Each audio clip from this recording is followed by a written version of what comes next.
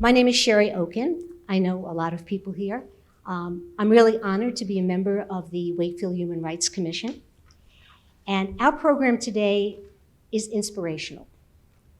We're asking you to imagine, and I have to read this a little bit, a gender equal world, a world that's free of bias, free of stereotypes, free of discrimination. A world that is diverse, equitable, and inclusive. A world where difference is valued and celebrated. And since we do celebrate all peoples, we're going to start this program by having Nicole, are you in here? Okay. Can you please put up the slide? Right? We go. We always read a land acknowledgement before our programs, and Nicole Jacob, who's one of our commissioners, is going to do the honors today. And I'm going to give her a microphone. I think that's like, I was so uncomfortable. Welcome. Oh, sorry, I'm Nicole, for those who don't know me. And I'm going to do the land acknowledgement for Wakefield. The Wakefield Human Rights Commission acknowledges that the lands we now call Wakefield are the ancestral homelands of the Massachusetts people who have been the caretakers of the unceded land for centuries and will continue to be for centuries to come. We are the settlers. The Massachusetts people have been tirelessly striving for human rights, even in the face of land theft, genocide, and forced removal. The work we do to build a more unified, equal, and diverse community grows out of the efforts, leadership, and guidance of the countless Native communities.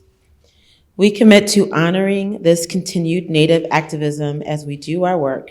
In doing so, we dedicate time at the beginning of each meeting to help educate those in the community about the Native people of Massachusetts, in the past, in the present, and in their work towards the future. We support the Massachusetts tribe at Ponkapoag in their fight to prohibit the use of Native American mascots in the Commonwealth and for the recognition of Indigenous Peoples Day. Thank you. Okay. And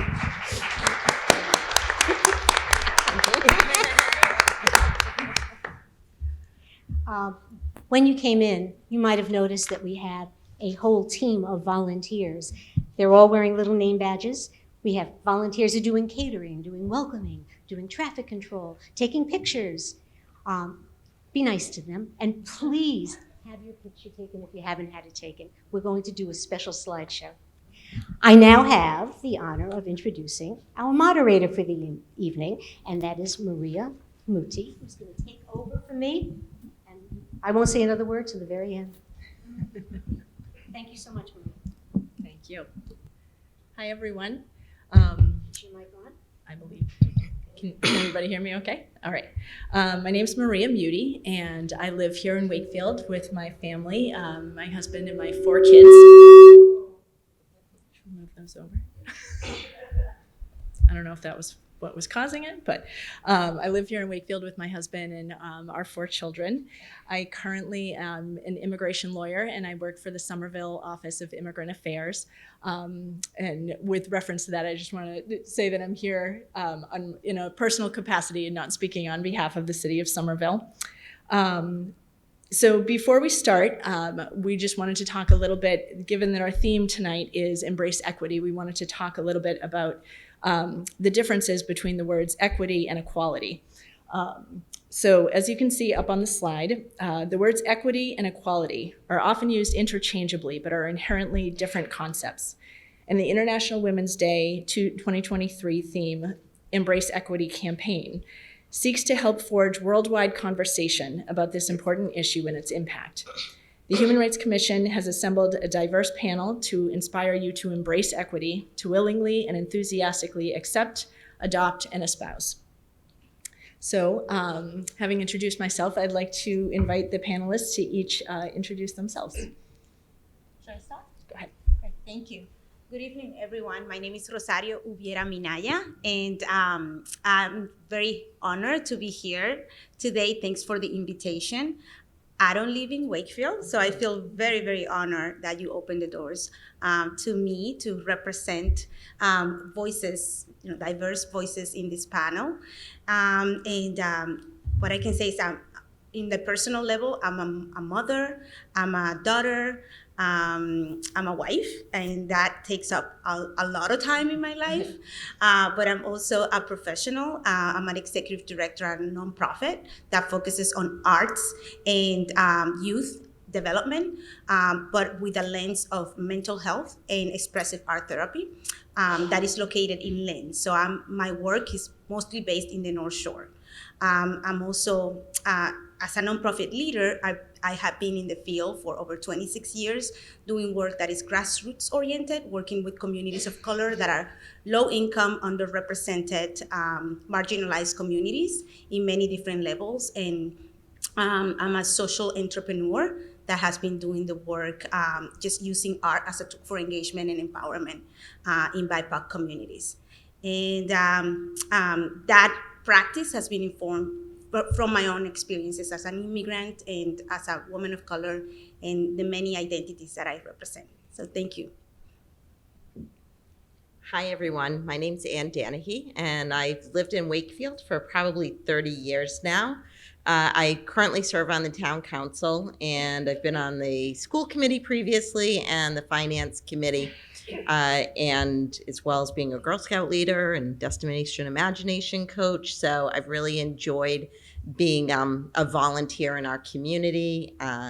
I professionally, I also have two children. I have two daughters that I'm very proud of, two grown daughters who are both doing work to make a difference in the world, which I'm very proud of.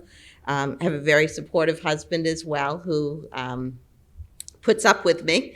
And and then professionally, I'm Associate Dean of Academic Affairs at Boston University and also a professor there. And I'm part of an all-women leadership team, which we became an all-women leadership team going from an all-male, older male leadership model, and now it transitioned 2 years ago. And I'm really proud to be part of that and see the changes that we're putting forward to be supporting, feminist ideals that which encompass all groups who are underrepresented. Whew, I'm glad I'm retired. That's a lot.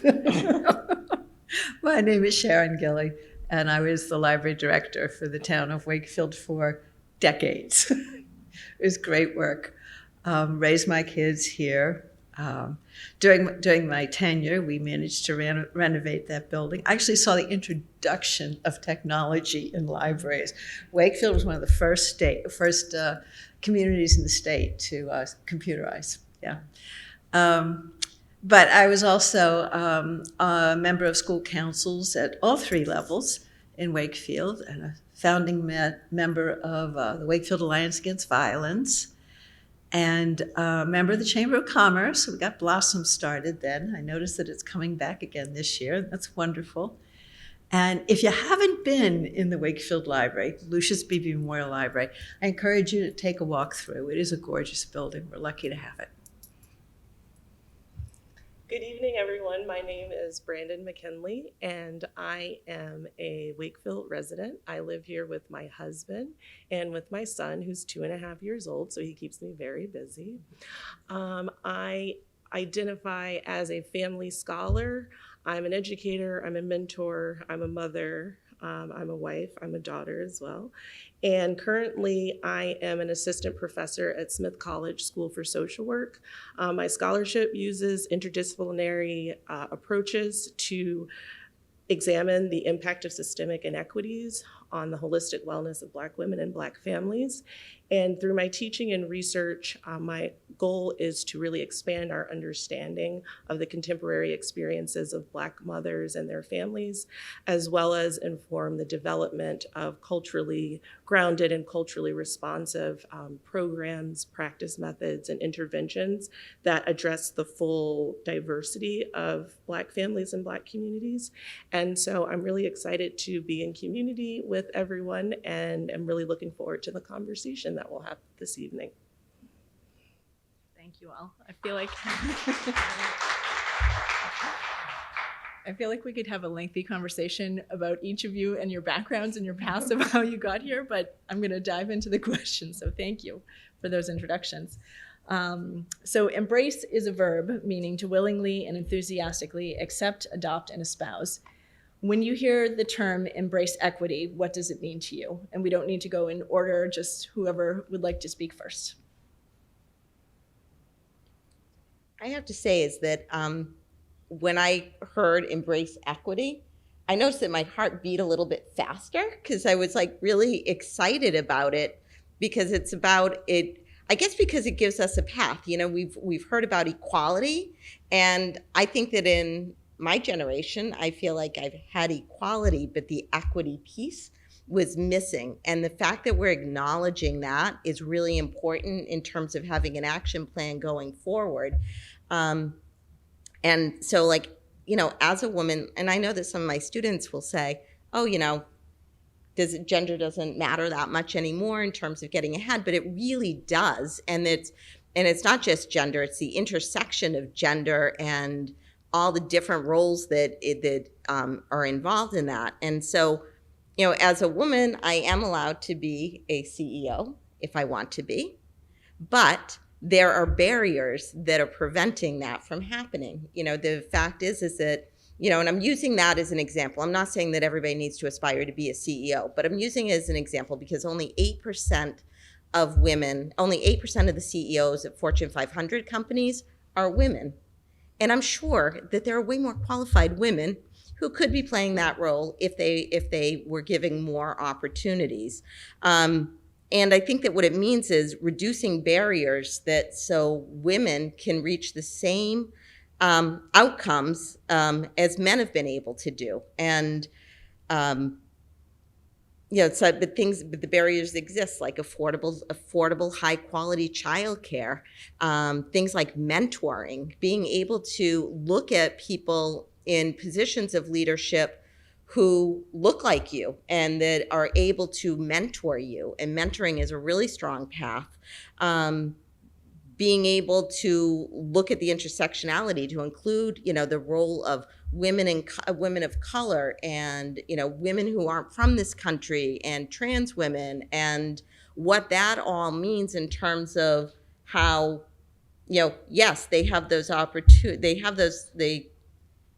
we can say equal, but the equity piece really needs to be worked on. And, you know, and a lot of it is unconscious bias too, that I think that we also have to constantly be thinking about, because that sometimes can be even more dangerous, I think, because it's the subtle things. It's the subtle things of, you know, not being included in a conversation, not being invited to a meeting, not being invited to lunch, you know, and it's those things undermine your role in an organization and inhibit you from advancing. And so I think that we need to do a lot more, put a lot more things in place, like having diverse hiring committees so that, you know, people who are in leadership, that we have hiring committees of people who look different. So we're not going to hire people who look like us. And by having those diverse hiring committees, we have more of that opportunity.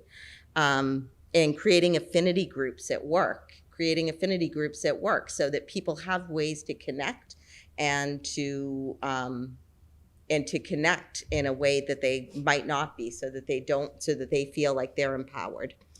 So there's so many things that I want to respond to what you were saying, but for me, what I can say is that when I thought about that question, is like the first thing that came to mind wasn't gender, it was race, and kind of like the inequities that you are alluding to, like that I have experienced as a Afro-Latina immigrant coming into this country, being formally undocumented. There's many like labels and experiences that come to play, and gender wasn't really what I thought as a barrier. You know, as soon as I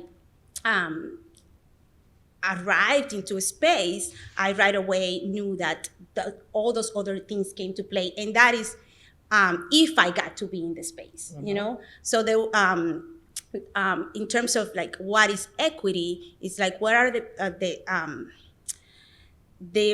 pieces that need to be included as part of the system that can bring someone like me to a level field. In many occasions, those pieces are not even in existence. So being able to be a woman of color that is in a leadership position, we face all of those other pieces that had to do with gender, but then, not being invited to the meeting doesn't necessarily means that that the exclusion goes deeper than that. Like I might be invited to the meeting because I'm already part of the team, but there's so many other components that are preventing me from being part of that conversation. Even when we are at the table, we're still being excluded in many different ways. So so glad that you brought up all those intersections, because that's exactly my experience. And again, it's like I can't even start thinking about what gender means in the spaces that I'm in when I know that there's so many other very strong components of my personality and identities that are speaking for me before I even open my mouth. Thank you both. Would anyone else like to address the question? And if not, we can go on to the next one. You got it. So when I read the question and like the emphasis on embrace being a verb, I immediately thought about my own sort of evolution and awakening and how I came to a place where I, eventually taught in a women's and gender studies department. And similar to some of my fellow panelists here, and Rosaria in particular, when you mentioned race, I remember being in college and reading a text by Bell Hooks, who is one of my feminist icons. And it was the first time I saw myself in an articulation of feminism. And one of the things, she's a Black feminist, she recently passed away. And one of the things that she said that love is an action, never simply a feeling. And so when I think of what it means to embrace equity, it brings me back to that, that there have been intentional decisions that have been made that have created inequity.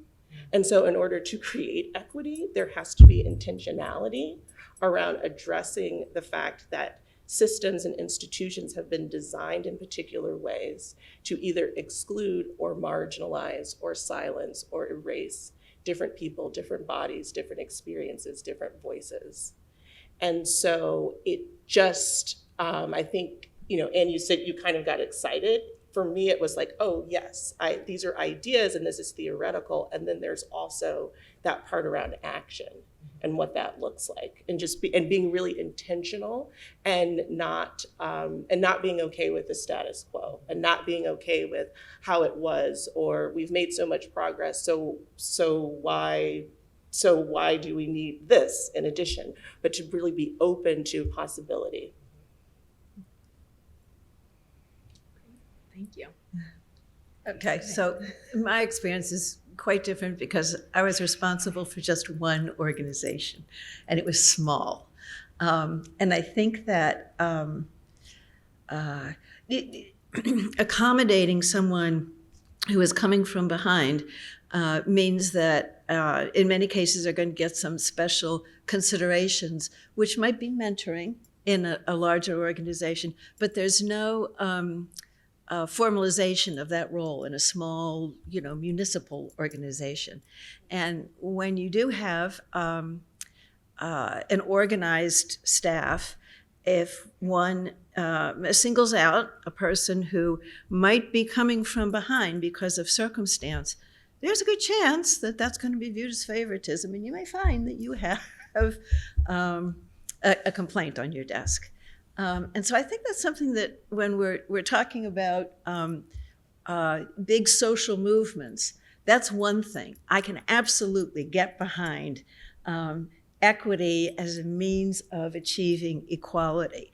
On a smaller individual basis, sometimes it is harder. What I found in my little organization was that when I was able to push responsibility for things further down in the organization and give it to teams of people who had responsibility for covering certain things, it worked much better because I worked mostly with women.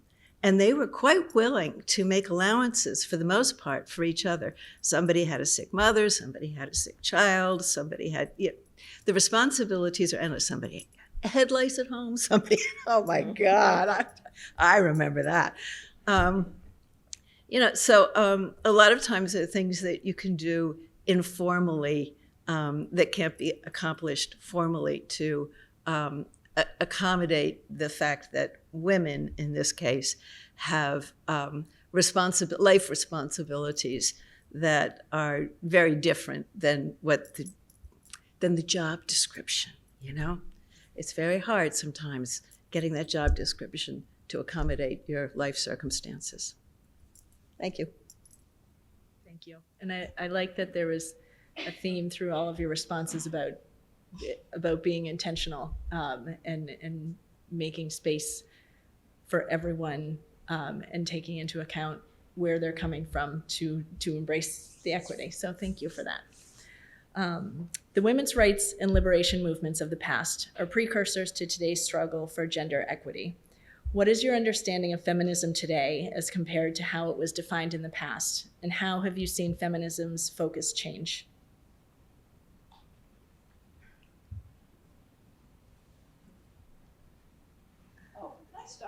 Sure. For one thing, I don't hear the terms so much shrill, brassy, strident, and bossy. Yeah, I'm glad to see those go. Certainly, I see more women in sports. That makes me happy. And they're making a lot of noise about equal pay. That's terrific. And I think men are more self-aware. I think they're sometimes caught out and a little red-faced about it. We see more women in college classrooms. But I think reproductive control is a really central issue. And childcare is an issue. And those things contribute to pay inequality. And those are very difficult things to get around. Back in the early 60s, Congress passed an Equal Pay Act. I was in high school at that time. And I remember very clearly my English teacher saying that she did not think that women should be paid the same as men because they had parenting responsibility and because men were very often the primary support of their families. Well, my mother was a teacher and she blew her stack when I came home and told her that. She also taught in the inner city of Baltimore, so she knew perfectly well that very often women are supporting their families, damn it. She was pretty outraged. It passed, but today, women still make 82 cents on the dollar compared to men. 20 years ago, it was 80 cents. 20 years, 2 decades. And if you are Black or Latina, it is far worse. It's 63 cents on the dollar for African American women, 58 cents for Hispanic and Latina women. We still have a very long way to go. And that was affected more through the pandemic. I think we saw that really exacerbated with the inequities that came to light through the pandemic. And so what I will say to that question is that, again, with the intersectionality, kind of like in a younger generation that saw women already in positions of power and influence, not necessarily that look exactly like me, but they, representing the gender. There's that kind of like feeling that there's opportunity, and eventually start seeing other people that represent different identities in these positions, or an effort to open doors, level the field, and creating opportunities. feminism is looking very different from the starts of the movement, when women of color weren't even represented in the movement. So that provides a level of like hope that we are coming together and working towards addressing those inequities. But also what I see is that intersection of these other identities now being considered as part of the movement, and the movement striving to be more inclusive, and trying to incorporate different demographics and representation, which is something that was different, I guess, from the past. And so it creates that kind of like multidimensional effort behind the movement. So for someone like me or my daughter, I have a 17-year-old daughter that is about to graduate high school and kind of like start, life out there in the world. It creates that opportunity of her being able to see, there's that hope, but at the same time, there's that reality. So there's those kind of like two extremes that we don't want to discourage from what's happening, but at the same time, there's a long way to go. And then when you take that down kind of like to the day-to-day lives of individuals, when we are feeling kind of like those things really on the daily basis, that pay inequity and that gender inequity, it really you see that maybe some of the efforts haven't really been affecting everyone. So there's a lot of education that needs to continue happening, and these kind of conversations to continue happening in spaces where we can all come together with those different perspectives and hopefully continue educating other generations to keep the work going. I think we've come a long way, certainly, but it is really a little startling of how much further we need to go. And the fact that women are only making 82 cents on the dollar. And I think a few years ago, it wasn't much lower than that. I mean, we haven't made many strides, even though the conversation has opened up. So that's a little bit concerning. But I also see is that, as women are in more positions of leadership, and I think feminism is expanding past, the intersectionality, and it's broadening by, gender and race, and really working on equality for all marginalized groups. But I think that we need to make sure that we're providing opportunities for role modeling, and that there's opportunities for people to see people who are like them, and have those opportunities. Can I add, like, what I see then in that is that, there's still a lot of stress on the white women in the movement, and kind of like the white women as the center figure of the movement. So having those allies, opening those spaces, being invited to the conversation, not only as tokenism, but really to hear, what these other voices and identities bring to the table, and then start putting steps towards systemic change, and being, again, intentional, not only with the conversations, but really with the actions that we take. I think is going to continue taking the movement at a level that we can start seeing those changes. Excuse me, I in some ways echo kind of what's already been said, but one of the things that I think is important to surface is that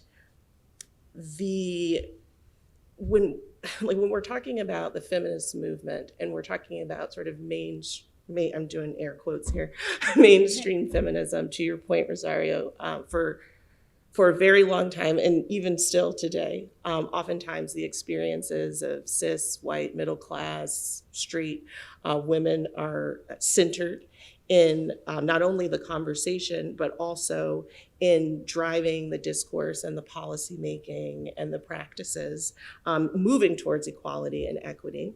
And that that's part of the reality. And then there also has been incredible progress that has been made, and there has been a broadening of the imagination of what the feminist movement is. And I think what's important to note is that that work has always been, people and women have always been doing that work. So when we often think of, the origins of the feminist movement in the United States, we often think about women getting the right to vote.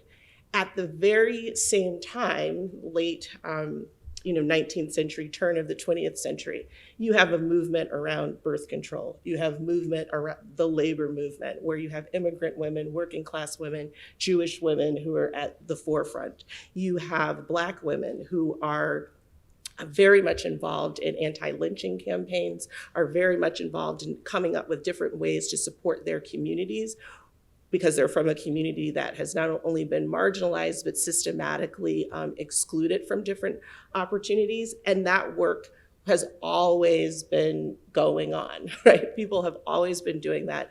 People of different genders, different sexual orientations, different racial, ethnic backgrounds, different class backgrounds have always been involved and have always existed and have been doing the work. And I think that part of the progress that we saw, particularly in the 60s, 70s, 80s, is some of those voices and some of those experiences becoming more a part of the movement, not necessarily centered, but I think that now, because of that, we see a movement that's much more intersectional, much more inclusive, much more global in its focus, and also is really, I think, challenging us to think about issues as feminist issues that we might not always be narrated in that way. So, for example, talking about climate change as a feminist issue and surfacing all the ways in which gender matters when it comes to climate change, or COVID-19, or immigration. And so I think that that's another way in which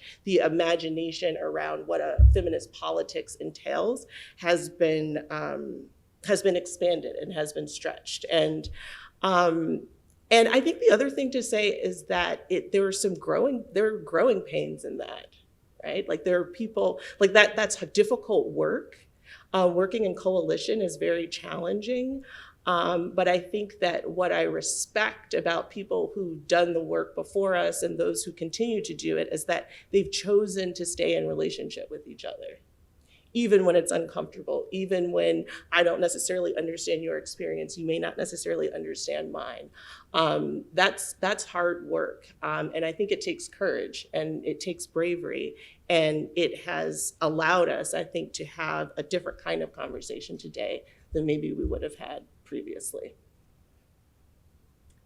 That's actually a good segue to the next question. And some of you have alluded to this already, but I'm curious how you see feminism, how it has shifted to be a more gender and racially expansive movement, and if there are examples either from your own personal experience or something broader that you want to incorporate into your answer,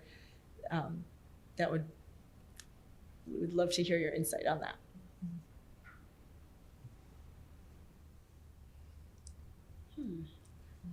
I feel like I have mentioned a few things. I think that when the term global was mentioned, it sparked in me an example that is happening. Like, we are thinking, again, very or at least I approach it in a very personal way, and then how it's affecting me and my environment, my community, in my family. So it's still very kind of close to me in that sense, and manageable in a way. There's some things that I can do to advance the movement, to be part of the movement. But then when I think about it more in a broader way, and it becomes a bigger issue, the example for what is happening in Iran right now, and the girls that kind of the situation there, and how now we have, through technology and other things, access to see how we have progressed in this country and in this society, and how different it is in other parts of the world, and people like me that is also coming from other countries and seeing kind of like the difference between that society and in the society here, and feeling like, oh my God, it's a bigger thing than what I can even start to imagine. And then I get that sense of like, what am I doing? Is that enough? Am I being that, that individual that is trying to kind of like expand the barriers, kind of like, address the barriers and understanding them and expand the education around it. So it gets a little complicated when we take it to the global level, but at the same time, it's like, I think it's important to have that understanding, because there's definitely a set of gender and racial issues that we don't get to see here every day, that are happening all over the world, and how some of the things that we are putting into place here in this society maybe can inform eventually, or help address some of the things that are happening at the global level.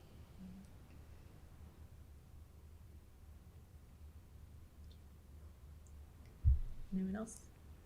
I would just say is that, when we think about it being more gender and racially expansive, I think absolutely. I mean, I think gender has become more fluid too, in terms of looking at that. So, and I think I think feminism has been expanded to really looking at bringing up all marginalized groups and working together, because a lot of the work that needs to be done are some of the same issues that are affecting different groups. So I think we see an expansion of it. It occurs to me, this is not something I was thinking I was going to address, but the whole movement about gender change and kind of ungendering people and making people non-binary or changing your gender, or that the whole panoply of homosexuality took us a decade or two to get used to that idea and accept it as part of our society without making judgment on it. The gender thing, man, that just seemed to me, I'm a little out of the mainstream, but as I've tried to understand it better, one of the things that I have found personally that resonates with me is the notion of being ungendered, non-binary. There are many times in my life when I have wished that what I had to say was not being said with a feminine voice. There are many times when I have spoken or written when I've wished that the message was divorced from the messenger, because I know that the fact that it's a woman's opinion is slanting it, is carrying some meaning that I don't want imparted in the content of the message. That's all, just an observation.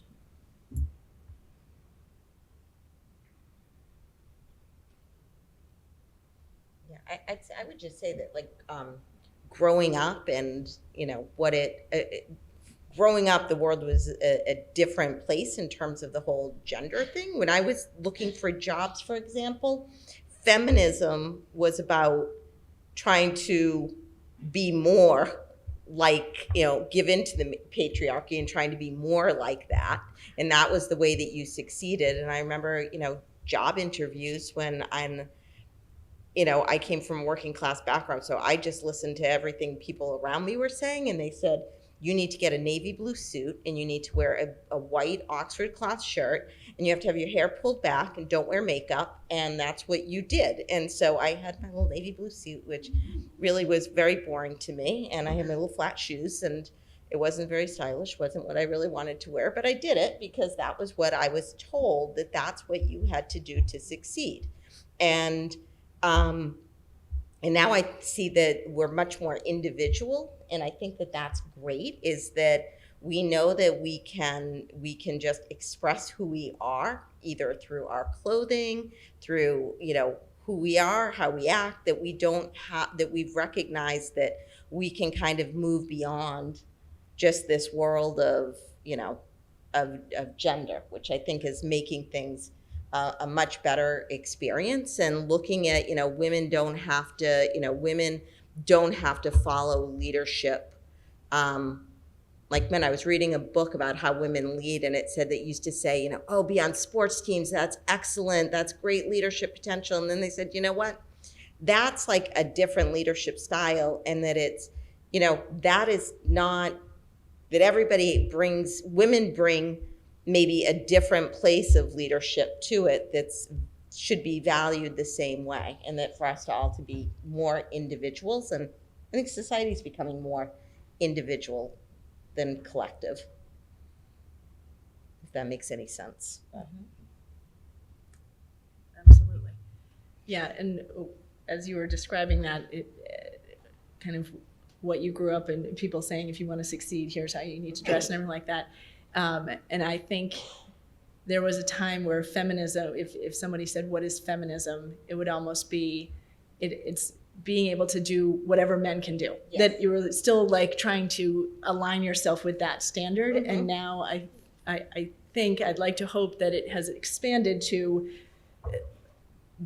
having the freedom to do what you want to do with your life without bringing in, like, without aligning yourself or not aligning yourself to what men can and cannot do.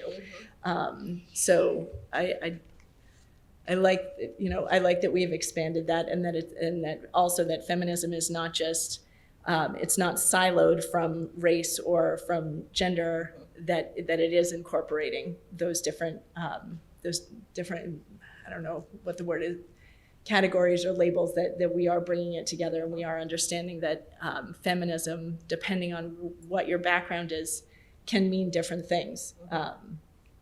So I think it's about embracing who you are. And, it used to be that if you were, there was part of the feminist movement in the late 60s, early 70s, was that didn't give really credit to women who made the choice to be homemakers or stay-at-home moms, that was like, oh, you need to be doing this. And I think that we've really grown to understand that feminism is really about just giving women choices, that they can do whatever they want to do, and that whatever they want to do is perfectly acceptable, that you don't have to fit. You don't have to fit a certain stereotype to be a feminist.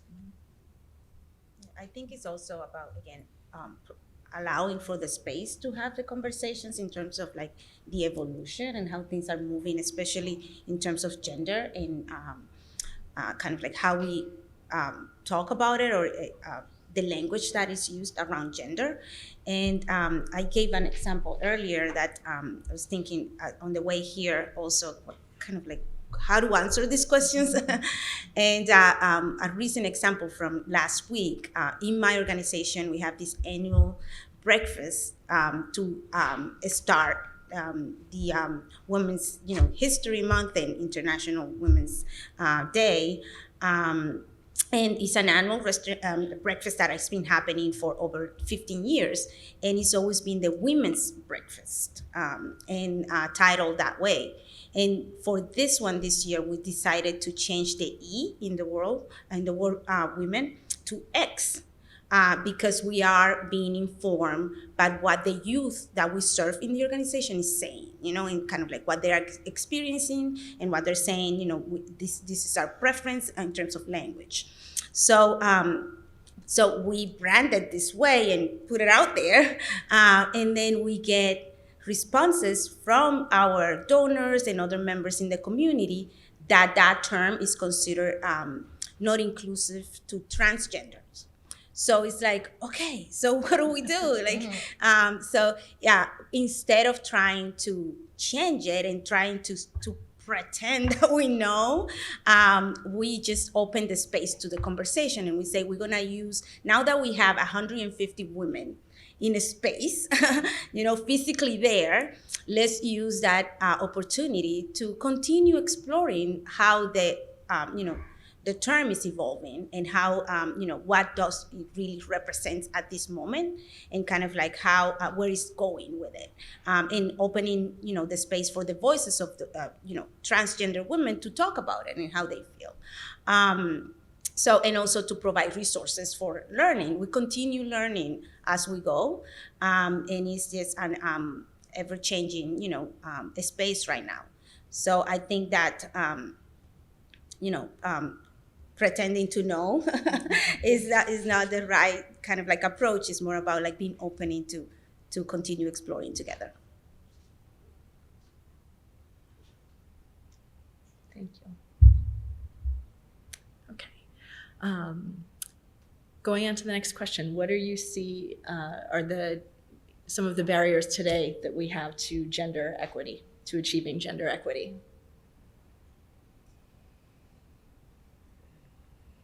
Biology is destiny. I mean, I think the whole thing about women being mothers is a really hard nut to crack until men leave the meeting at 5 o'clock sharp to pick up the kids at the daycare center. It's not really safe for women to do it. There's a price. And I understand that from the point of view of an employer or a manager, that a woman is going to perhaps, a woman is going to appear to be a less productive employee, because that woman is going to take maternity leave, she's going to be distracted by childcare, and men seem to still be largely free of that. My son tells me that this is changing. He says when he works remotely, he says he sees the kids in the background in there, and when he's talking to guys and women in the meeting, they're asking about each other's children, and so that's been a good thing that's come out of working remotely. Our society still does not regard child-rearing, family life as everyone's responsibility. It still rests largely on the shoulders of women. And it's going to take either a lot of legislation, a lot of money, or a lot of cooperation from men to change that. I just want to tell a story that when I ran for school committee, I went to a colleague that I was a colleague with on a board that I was sitting on at the time, and I said, I decided to run for school committee. And he said, don't you work? And I said, yes. And he said, and you have kids? I said, yeah. And he goes, how are you going to do it? And I said, and I really wasn't even thinking, I said, well, I talked to Tom and Chris and Kevin and whoever was, I said, and they're on the school committee and they work and they have children, and they said it's fine, that you can do it. So I'm confident I can do it. And then, That's good. but that you do get that. It's you do get, and we see that all over. We still see that is, still is an issue. I left a job that I loved because I felt it was my own internal guilt, because everybody worked late. I'd have to leave at 5 o'clock because I'd get in the elevator I'd be guilty leaving. Yep. I remember I'd feel guilty leaving the office because everybody was still working. And then I'd get in the elevator, I'd get on the bottom floor and I started feeling guilty because I was like, oh my God, I hope the train's not late because I don't want my kids to be the last ones at daycare. And I felt guilty and I couldn't deal with it. And I had a husband who was, sharing in the responsibility, but it was more internal to me of how I was feeling. And I just said, I'm going to go and start my own business. I left a job that I loved to do that. And I wanted more control over my schedule and not to feel the guilt.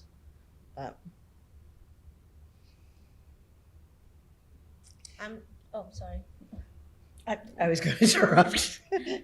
And somehow you had the support, the capital, the whatever it took to do that. I've read that a lot of women's businesses fail because they're underfunded. Yeah, absolutely. And especially women of color. Mm-hmm. And we are the ones that have been in higher rate opening our own businesses and trying to go into the entrepreneurship field and because of all of those things, but especially how we get pulled into so many different roles, it's very hard to maintain your own business, even when you have some of the support in a kind of like a support system there. But I was gonna say that in my role now as executive director, I'm the one that is leaving before 5. I'm like, I gotta get out, but I'm modeling that for my staff. And when it's time to go, it's time to go. It's hard in a nonprofit field. There's things that definitely happen in certain moments, but especially with the women in my team that are younger and kind of like starting their families, or some of them still don't have children, still kind of like trying to get them away from that guilt and saying, yeah, it's okay, I'm leaving, and I'm being like very like open and honest about it. I have 2 kids, I need to go somewhere, I need to drive them, we only have 1 car, we're trying to figure it out, my husband is cooking at home, I need to go and get something.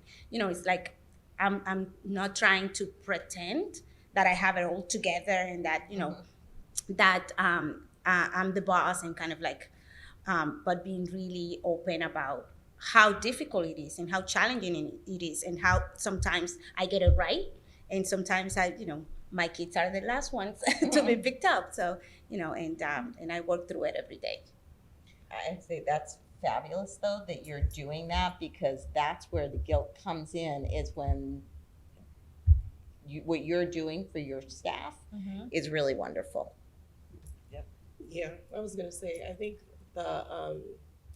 and I guess we haven't talked as much about it, but the socialization piece of how you're socialized into, what it means to be a woman or what it means to be feminine, and some of those cultural expectations and how they get internalized. And even sometimes, even when you're sort of pushing back, there are those subtle things that will happen. So like I've had experiences recently. I have a 2.5-year-old. I'm one of few people in my academic department who has young children.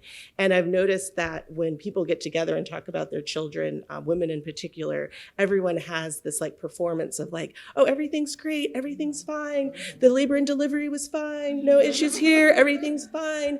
And that creates a kind of pressure to also kind of engage in that performance. And I think that creating spaces where people can have a whole range of experiences, a whole range of emotions about that transition to parenthood or that transition to motherhood can be really powerful. So I think setting that example is so important and is so powerful.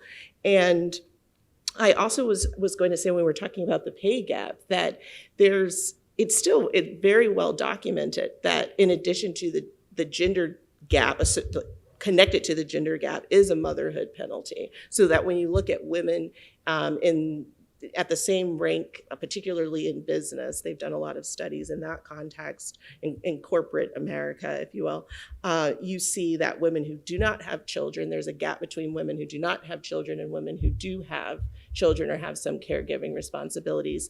And there's also some evidence that men get a little bit of a bonus for fatherhood. Because there is this sense that, well, he has a family. Like it goes back to historically how men needed to make more because they had to have a family wage. And there's that. And then there's also he's very progressive and egalitarian. There's a social benefit, currency as well, to being like a modern man and being sharing in some of that responsibility that sometimes doesn't get surfaced. And so I think that clearly, there's still work that needs to be done, but I think there's a nuance to kind of some of these dynamics and what's happening that really requires that sort of lifelong learning, asking critical questions, being open to hearing about other people's experiencing, and making things that sometimes are invisible visible. So I know you meant, and I remember you mentioned there are times where there was a lot of judgment, if within feminist movements, if women wanted to stay at home. And I think, the first thing that I thought about is like my own like socialization around gender is partly because of my background, partly because of my race, my class background. Like, I don't know a context where women don't go to work and didn't have to work. And so actually you could make So I think what looks like resistance and what looks like a political act is also context dependent, because some folks, and there are like a group of women of color who will make the argument that staying home to raise their children when historically they haven't been able to is a political act.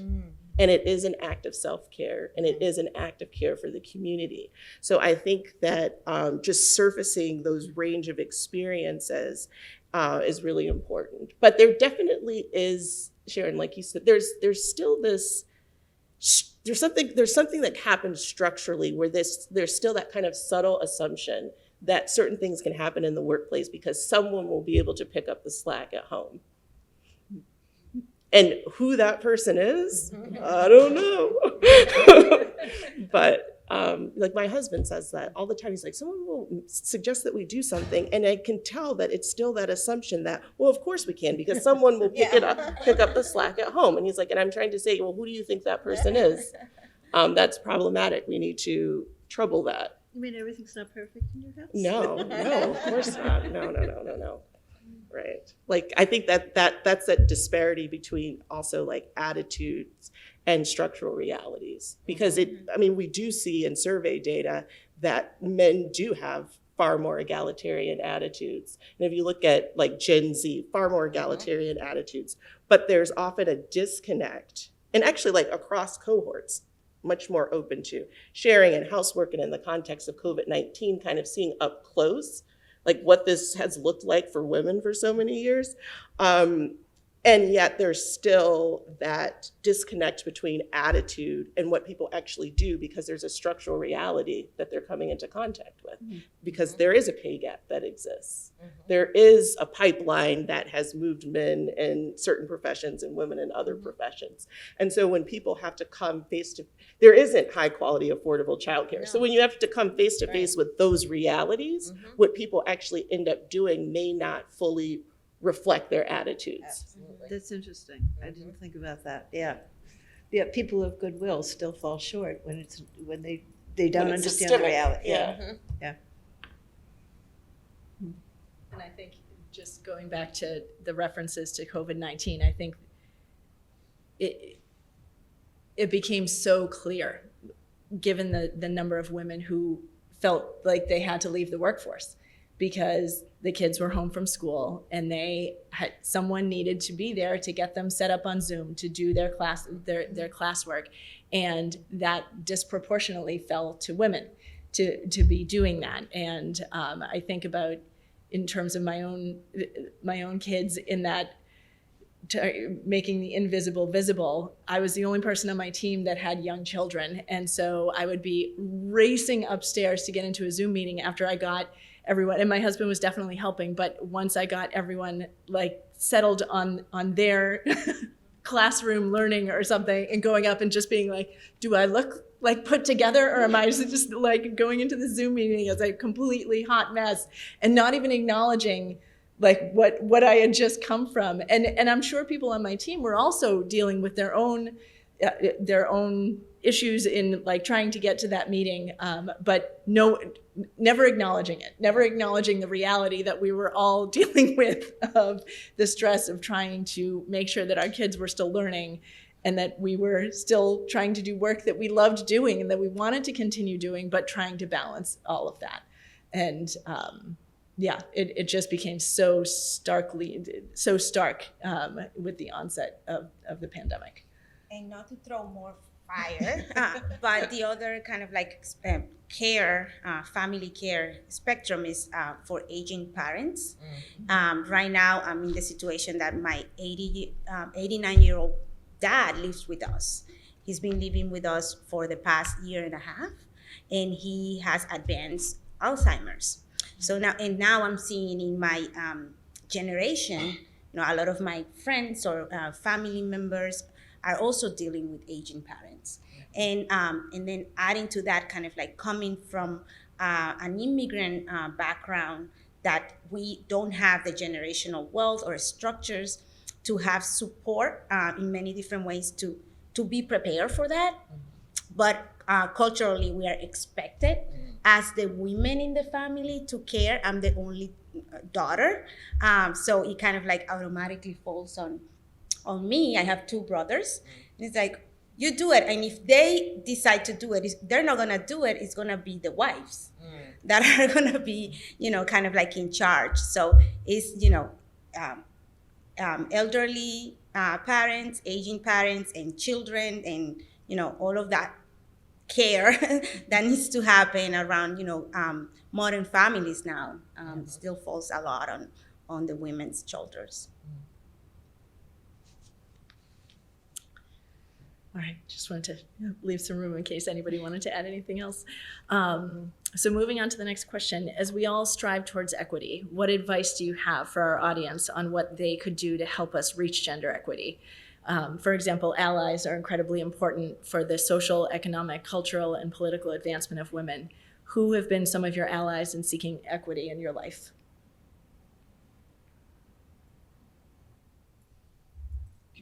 Well, this is going to seem obvious, but for me, of course, bosses that I had, mostly women, and the ones who were the best were the ones who had learned somewhere to handle conflict, which is, I think, something that comes hard to everybody, but maybe even more to women.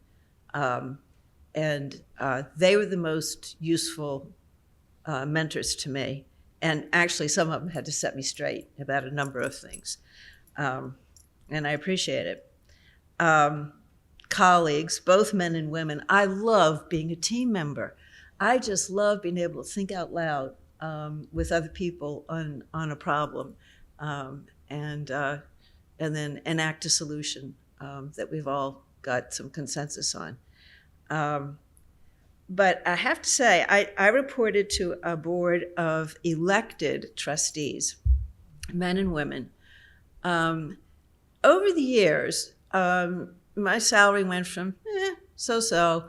By the way, library director salaries, probably all kinds of municipal salaries are public information, and there are databases, and you can compare yourself right, left, and up and down to your colleagues.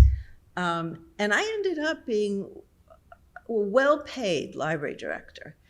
And for that, I have to thank my trustees, both men and women, who looked not just at what other library directors were paid, because it's a poorly paid profession.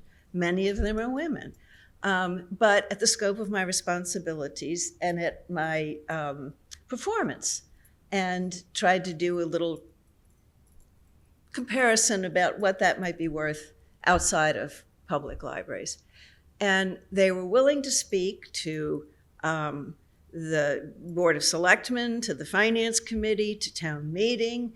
That takes courage.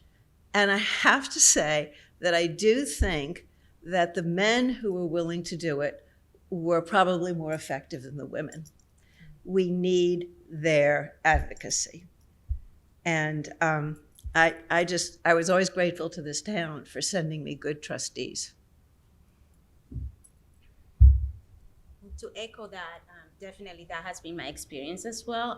I come from a long line of very strong revolutionary women in my family, and I hope that I'm doing justice to them today and what I learned from them.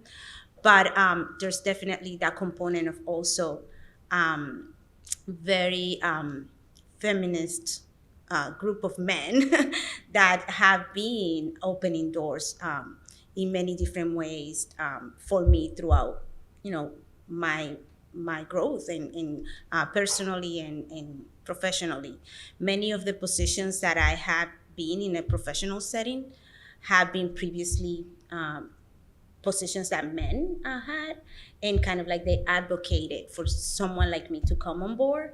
And that hasn't been easy, to follow that, but at the same time, I feel like I have, somehow some support that has been through men that have understand how the role as an ally comes into play. In some experiences more than others, women have been more critical to me than helpful. So that, that's kind of like something that I'm trying to change as I continue taking on positions of power and influence for the women that are coming behind me. But but more on the personal level, like having someone like a husband that is supportive, that is, is also educating a daughter from a perspective of a man, and my daughter being able to see what that means in our environment as a family is making a difference. I have to say, I try to listen to a lot of people and try to talk to as many people as possible. And that's how I've really learned a lot, is by just talking to people who are different than me, but also, and getting input. Finding strong mentors is really important. My mentor now, my dean, I'm always like, I love her leadership style, and I really like learning from her. And then I watch other people who are in different positions, and I watch some things that they do that I'm like, I think that that's really effective, and I want to be like that. And then I see some people that I'm like, definitely don't want to be like that, and I try to catch myself if I feel like I'm, being like that, and then just creating a really. I think that just being able to be open to learning new things and to be talking to as many people as possible. I feel very fortunate that my husband has always been supportive of me and has always been willing to take things on, which has been really helpful. I just try to talk to as many people as possible. I try to talk to a lot of young people too. That's really important. I mean, even like my coworkers, that I try to stay current with things, just so. But I guess having an open mind and talking to people who are different than you, and the world's a better place when we have people when we're surrounded by people who aren't like us, because it becomes a really boring place if we're just hanging out with people who are like us. So. Yeah, that level of equality would be too much. Yeah. I would say something similar in that I, both personally and professionally, have had mentors and allies and people who've supported me who are from different racial, ethnic, cultural backgrounds, different religious backgrounds. I've had some really wonderful mentors and reference writers who are men. I've had some amazing support and mentors who are women. And to echo what others have said, I too have a husband who has always been really supportive and has, there are a lot of different reasons, but one of the reasons he changed careers was because I was starting a very, very demanding position. Wow. And so when I tell some of my colleagues, they're like, really? I'm like, yeah. So that's important. One, for me, for him, and also, we have a son. And I think that sometimes, I think one of the insights from like the second wave of the feminist movement was like the personal is political, and that when we examine our own lives, we begin to see some of the root causes of some of these inequities, and we also can reimagine different ways of being and engaging with each other and with the world around us. And I think that that's also a gift. That's also a gift that I feel like I have in a partner who models that for a younger generation. So. With that said, like overall, like I tried to be the person I needed when I was growing up to someone that I'm, now that is looking up. So that has been kind of like my overall approach to maybe making a difference. Not passing the torch, but helping mentor in the way that you would have wanted to have been mentored. Right. Yeah, that's great. All right. So at this point, we want to open it up to the audience to see what kind of questions that you have for our panelists. And we have microphones.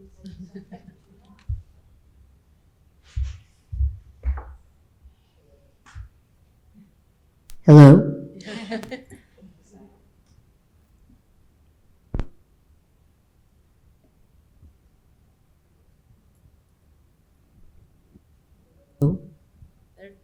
Y'all just heard enough, right? That's it.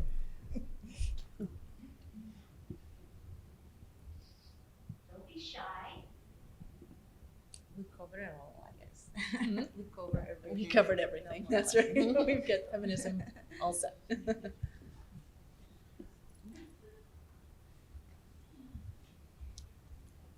Have you guys ever experienced discrimination yourselves? Can I take that? I experienced actually affirmative action. I remember losing a job as a branch librarian in Cambridge, and the director, who was a very direct person, said, "This is a branch in a minority community, and your credentials are excellent, your references are excellent, but my dear, you are not Black." And he made the right decision. I walked away from that feeling actually good.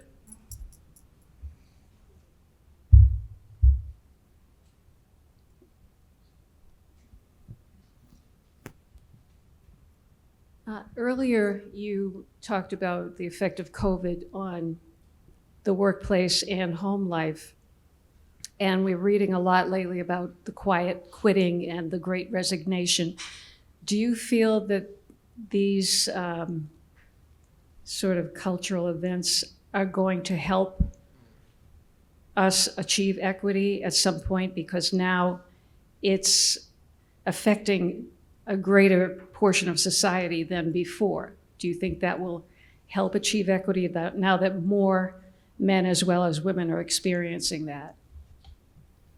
Well, I think an example of that I'm facing right now that started with COVID is hiring practices now, like trying to retain employees and hire new employees. The majority of the candidates that come with interest in the positions, they want to work from home. And the nature of the work that we do in the organization that I direct is in person. So, because we do direct services. So it's been very hard to compete, in the hiring world right now. So a lot of organizations are looking into not only their hiring practices, but also into working from home policies and providing certain benefits around that to attract candidates. And it's just been an interesting shift right now. And so as organizations, we have to rethink the way that we function and creating more, an equal space for people that are not interested in coming, to work in person.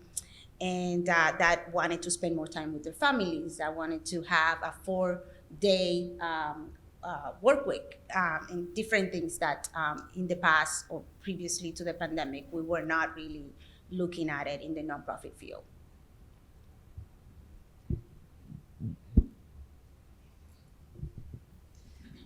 Could I say something? Oh, sure. I'm just kind of loving it that we have such a mess with childcare, early childcare right now, because we have not been paying those childcare providers a fraction of what we should be paying them. And that now we have a shortage of them serves us right. So I feel like we're getting our comeuppance and what we deserve on that, and I'm hoping that it gets rectified in a way that's advantageous to all women, all families. Oh, that actually is leading into my question. I'm aging myself here, but a while ago I do remember watching, what's her name? She's married to Mike Nichols. What is Diane Sawyer? She did an interview and she said, and I thought it was disheartening, I might have been in my 20s or a teenager. She had said, women can't have it all at the same, you can't have it all. She was talking about her decision to not have children. And that has always stayed in my mind. Like, you can't have a family, you can't have a career, you can't have kids all at the same time. I guess my question is two-part.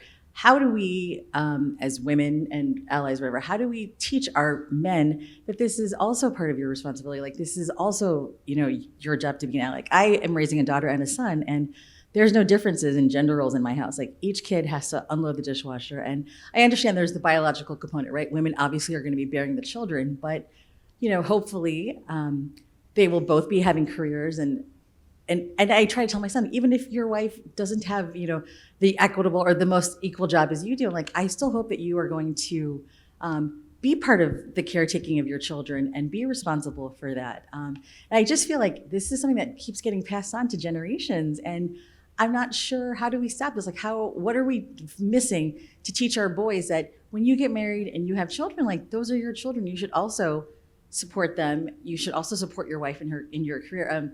I was a research scientist. I had a daughter in 2008, and I couldn't hack it. I worked for a startup biotech company in Cambridge, and I would go to work at 7:30, leave at 4:30, and of course everyone in power was a male, and they joked, they'd be like, "You going to lunch, Kumar?" I'm like, I just worked a full day. I stood at my desk, ate lunch, pumped milk. I just felt like there was no support, and I went back to work for a month, and my husband's like, "We can't do this. You're an insane person." But it was like two things. My daughter got sick, she had diarrhea, and I knew she just wanted to be nourished or held or whatever, but I had an experiment that needed to be done. Takeda in Japan was waiting for this data, and I just cried because I wanted her to just only have breast milk, but she could only have, they gave her formula, and I just felt like a failure. I felt if I left, I would be cheating my company. I had no support and no help, and I'm like, how do we do this? Like, do we have classes in school? I'm just wondering, we keep talking about all of this in equity, but in order for us to have access to childcare, I loved being a scientist, but I couldn't do it, and growing up, I never thought, hey, I'm going to be a stay-at-home mom. I have no regrets. I love being a stay-at-home mom, but then there's also the judgment, like, oh, you couldn't hack it all, or you couldn't manage it all. And I actually had a teacher at one of my children's schools be like, what do you do with all your time? I'm like, are you kidding me right now? It's magic. And I literally responded, and I felt bad. I'm like, I chase myself around. I play with my kids' toys. I'm like, what do you think I do? Yeah. 6 hours goes very fast. But, I'm looking for support and having men and boys growing up understand what we're going through. Like, I have a daughter. I don't want her to have my life, I want her to be, I'm already telling her this, don't worry, mom, dad, we're going to help you with childcare or whatever, so you can keep your career. And I just feel, let's partner, let's create those allies in these men that we marry, and, let them understand the importance of rearing your children. That is important. Sorry. Can I just piggyback on that? When you look at movies, like if the mother dies, the father moves in with his family, and the family helps take care of the child, and the mothers at the school of the child come in to the rescue. If the father dies, nobody comes. The mom doesn't move in with the family. Fathers and mothers at the kids' school don't come and help. No one comes. And that is how real life is too. Yeah.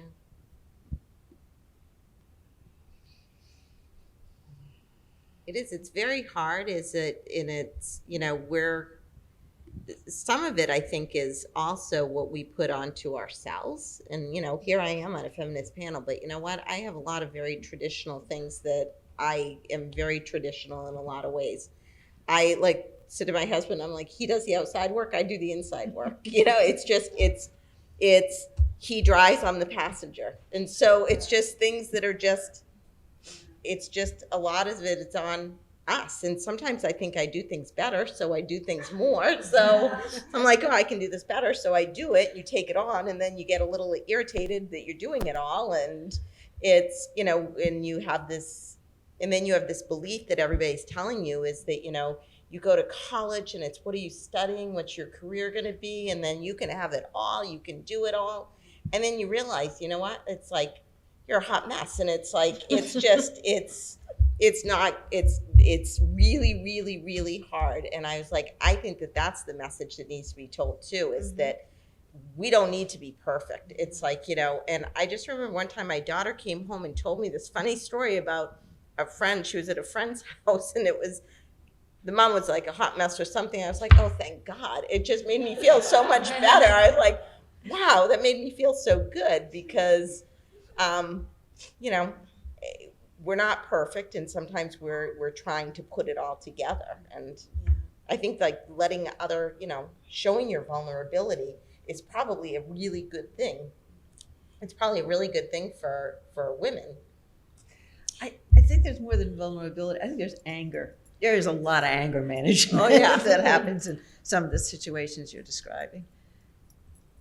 Yeah. And I don't have solutions. Yeah, and not to take away from the reality that society has, defined for us, what, that all is and means for women, but it's also how you define it yourself. Like, what does that having it all means to me?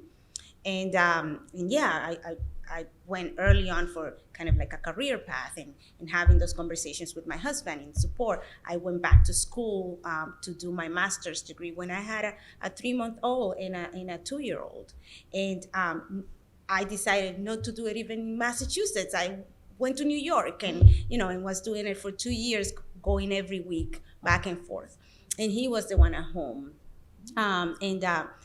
So it's kind of like defining it in a way. This is what it means to me, and this is how I want to get there. But I do have a husband that was receptive to that, and I realize that that's not always the case. But also, those pressures that early on I was putting on myself that I'm now learning. My all might look different from other people, and maybe my all is to have this piece right here, and then being able to be home and do this other, take care of my dad and be that daughter that I need to be at this point. So, yeah.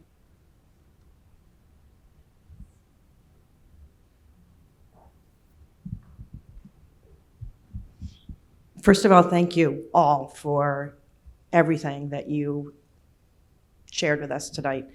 I think it would be very interesting, as you were all talking about the support of your spouses, really, really important, totally get it. But I'm wondering if each of your spouses were sitting there instead of you, and we were asking the same questions, would they be saying, I have an incredibly supportive wife. That's why I can work. And that's why I can do this. And I kind of feel like getting to equity would be when I hear men saying that.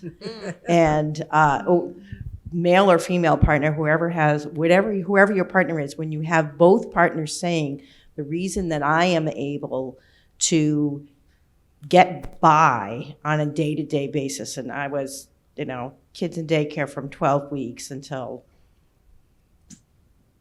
the entire time I was working. It was the hot mess piece. I totally get it. And some of the days, and I wasn't a person who had family support. I still, to this day, am the only person that used childcare outside of the home in my family. And my mother couldn't even, she practically spit on the ground if she said the word daycare. It was appalling to her. And that the lack of support was extraordinary, but it was just really important to me to do this. But I'm wondering if I'm not sure my spouse would say, well, the reason I was able to continue working is because I had a really supportive spouse who helped with the childcare and picked the kids up every day from daycare. So that's, I'd love to see that. I'd love to live long enough to hear men saying the reason why I can have a career and children at the same time is because I have an incredibly supportive spouse. That's an excellent point. Thank you. I just want to, I appreciate the panel, and I just, the two takeaways that I had, love and equity are actions. And I'll just give like a little story for myself. We're here without family, and we chose as a family that I would take care of my kids or whatever. I would stay home with the kids. But I remember saying when my first was born that I'm not giving up my career. We're gonna have to find something else, whatever. And I just couldn't do it. And we made the decision. But anyway, fast forward, when they're all at school, I decide that I'm going to take up a hobby for myself because I feel unfulfilled. I don't have family. And I start running and blah, blah, blah. And I remember my husband and I are sitting at a table talking, and he's like, I don't know how you think you have time to do all this stuff. And then we had to have a big discussion about, you know, we are equal partners in this relationship. You have your career, you have things that you do, you are on this board, things that you love to do this, and I need something for myself, and I need you to be supportive, so we are in an equal footing in the house. And that changed everything, the way that we both see how our marriage works. I mean, we're pretty traditional, like, I don't take out the trash, they do, whatever. But just seeing each other's important role in the house and outside the house is just as important as the others, and no one is better. So anyway, I just appreciated your comments, and it really resonated. Thanks, Nicole. I think you have one more question. I'm just wondering, when you guys were kids, did you guys, just right off the bat, did you guys want to become activists? That's a great question. That is a great question. Yeah. I can answer. So how did this happen? I'm trying to think that. So part of what happened for me was I was in middle school, and I grew up in Michigan, and I grew up in a city. I grew up in Ann Arbor, Michigan, where the University of Michigan is located. And at that time, Ann Arbor was kind of like, saw itself as the center for a sort of kind of a particular kind of progressive politics. And so it was almost like it was like in the air, you know. You lived and breathed it to a certain extent. I kind of took it for granted. But I just remember in middle school, there was a lot of policing of, we engaged in direct action in relation to the dress code, because there was a lot of policing of people's bodies and a lot of gender policing. And then there was also a teacher who said something that was incredibly homophobic. And I just remember like looking at my classmates who were like, we need to do something, we need to speak up, we need to say something, and just thinking, well, my mom always said, like, use your voice, like, it's powerful. Maybe I'll join them. And I sort of stumbled into it in that way. But I think that having the support, having adults who were supportive of us, having adults who took us seriously, right, and were willing to listen to us when we came up with our little presentation to express our concerns is really, really made all the difference as well. So that's kind of how I got involved. So I was probably about 12. But up to that point, like, I didn't grow up in a household where my family was like involved in politics or involved in the community in that way. But I did see how they were able to navigate systems and structures that, you know, had been designed to marginalize them. And that definitely gave me, it gave me a little bit of courage to try when the opportunity presented itself. Yeah, in my case, like, I didn't even know what the word activist meant. I don't think it was used when I was growing up, but I was definitely in an environment where my parents especially model civic engagement and advocacy and being kind of like political. I'm from the Dominican Republic, so they were very involved in, you know, systems change and just being very present and having a voice.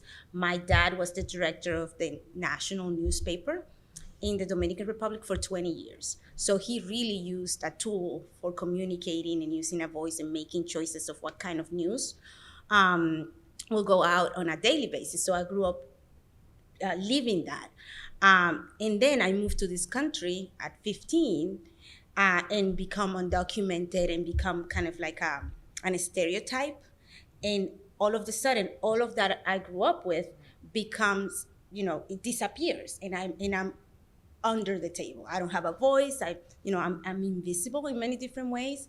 And I appreciate that my father and my mother navigating that new reality, it still gave me kind of like empowering me to find that voice again. And that's how I started, I guess, of feeling empowered that even though there were all those elements that were kind of like telling me that I couldn't do it or that I didn't have that voice, that I found it somehow. And it took me into a path that, now is kind of like my career and my purpose. For me, I was 10 years old, and a teacher was teaching us about endangered species, which I was learning about endangered species, and I became very concerned about it. So I said, I'm going to write a letter to the President of the United States. So I wrote a letter to the President of the United States, and the President wrote back, which was, I got a letter. It was when Gerald Ford was president, and I got a letter, and I was like, wow. And he said, your concern for animals is really commendable. And it was written to me, and it was so meaningful, and I really felt like I made a difference. And I think that kind of got me started and said, you know what, and then I tried to write to the president again. And then I didn't get a letter back, but it didn't stop me. It was okay. I still kept going, but that was my first hint that, you know what, sometimes you can do something that'll make a difference.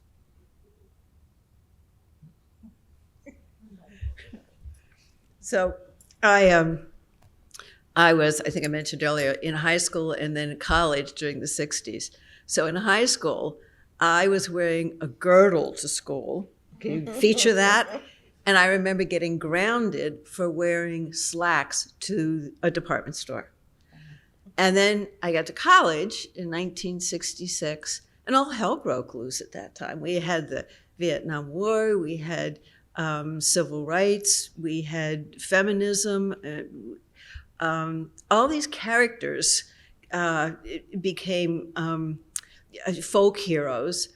I took an interest in Supreme Court decisions, which I, had never bothered with before. And I woke up, and it was a wonderful and a terrible time to come of age. And I'll just share briefly, I remember being in elementary school, and whenever the teacher asked when they needed to move something in the classroom, whether it was a bookshelf or a big table, they were like, could I have a few boys to help me move this? And I remember indignantly every time being like, why can't the girls help? Why can't the girls lift things? Why can't the girls lift things? So I didn't call myself an activist at the time, but it was coming up. But yeah. All right. Well, thank you all so much for being here today. And so yeah, I thank you all, to the audience, to WCAT, to all the volunteers that took part in this. I just want to encourage everyone to continue to embrace equity within our own sphere of influence, to challenge gender stereotypes, call out discrimination, draw attention to bias, seek out inclusion, create allies, celebrate women's achievements, raise awareness about discrimination, and take action to drive gender parity, because we can all join in this collective call to activism, embracing equity and promoting change. So thank you all so much. Have a wonderful night.